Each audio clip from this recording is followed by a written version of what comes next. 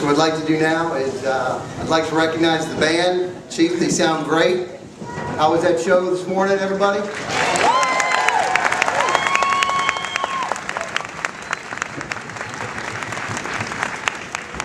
I'll tell you, I've been to a lot of installations, and I think we probably here at Fort Jackson have the best band in the Army.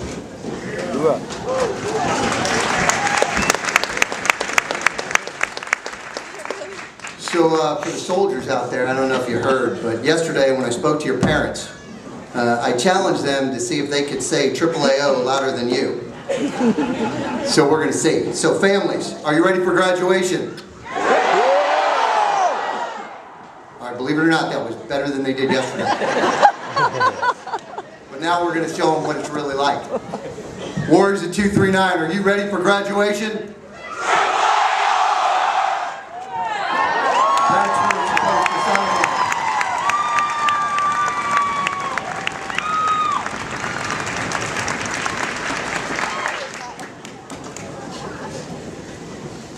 So as a battalion commander, I get to make a lot of speeches, probably more than anybody wants to hear. But you learn from them. So the last one that I gave, it's a little disconcerting. Right in the front row, right here behind me, there was somebody racked out. I mean, snoring, splayed out on the seats, completely out. I mean, tossing and turning. Somebody even tried to nudge him, and they just kind of pushed him aside, kind of, rolled over. Despite that, I did invite my wife back to today's. So I think she's next to, the colonel, so I think he'll keep her awake. So, soldiers, yesterday I talked to your parents, and today I get to speak to you. And I have to tell you, it's an absolute honor and a privilege. But I'll be honest with you, I struggled with what to say. This group, who lost a comrade early on in the cycle, who knows loss of a fellow soldier much sooner than I would have liked. So I reflected on previous remarks and saw that there's only so many ways to tell you what I want to say to you today. And though some of my remarks are not new, and I'm sure my drill sergeants will be the first to tell you that, I promise you that they are heartfelt. If you remember, about 10 weeks ago, on this very field, I first spoke to you. And I'm sure that when your parents ask you, you will remember that as less than pleasant. I told you that I wasn't going to thank you. You had just gotten here. And I wasn't going to thank a number of you who wouldn't make it. If you look to your left and right, you now know that my words were true. So that leads me to my first point. I want you to be proud of what you've accomplished. You are part of an elite group. You need to understand that of the population that is even eligible, age eligible to join the military, only 3% of those are eligible to actually volunteer. 3% of age eligible military service members are actually able to volunteer to serve. Of that 3% of the population, 1% actually raise their hand and say, I'll go, send me. That's a pretty special group. But we continue to weed that out. And here at BCT, we lose another 10 to 15% of that 1%. They don't make it. They do not have what it takes to be a soldier, to be a warrior, but you do. Be proud of that. For many of you, your first adult decision was to serve our nation during a time of war. Today, you make our Army and our nation stronger. Enjoy today. Be proud of what you've accomplished. Know that as you walk around Columbia, you represent our Army.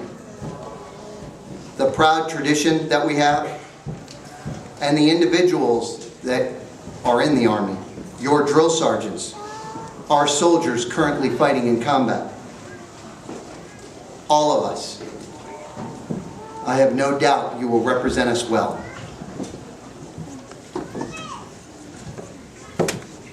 Now, though you're proud, I want you to remember to be humble.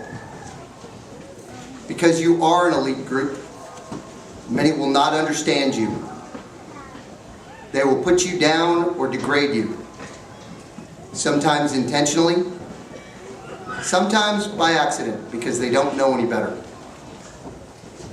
They do it because they are either ignorant or feel inadequate. Some know that they could never accomplish what you have already accomplished. Even those that come up to you and thank you may not have any comprehension of what you have been through, what you do, and what you will do for our nation. Let them talk, try to educate them, but in the end, be humble. Be proud of the fact that you get to defend them, and do not dwell on intentional or unintentional demeaning comments. For lions do not concern themselves with the opinions of lambs. Finally, I want you to walk away from your time at 239 knowing that though the first step in your warrior journey is over, your path is just beginning. You have started down a road of lifelong learning and sacrifice. Echo Company, you have unfortunately already experienced the loss of a brother in arms. And I am extremely proud of you for driving on to the final objective of graduation. Ensure that you continue to strive for improvement every day and make sure that you get better every day.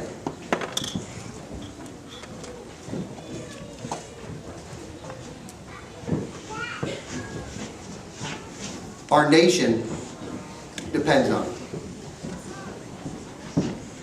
I leave you with this. Warriors are not always the fastest or strongest individuals. Strength and speed can be developed through training. Warriors are those who chose to stand between their enemy and all that they love and hold dear. So as I promised you 10 weeks ago, thank you. Thank you for volunteering to defend our nation during a time of war.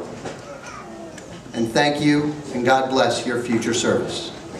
AAA.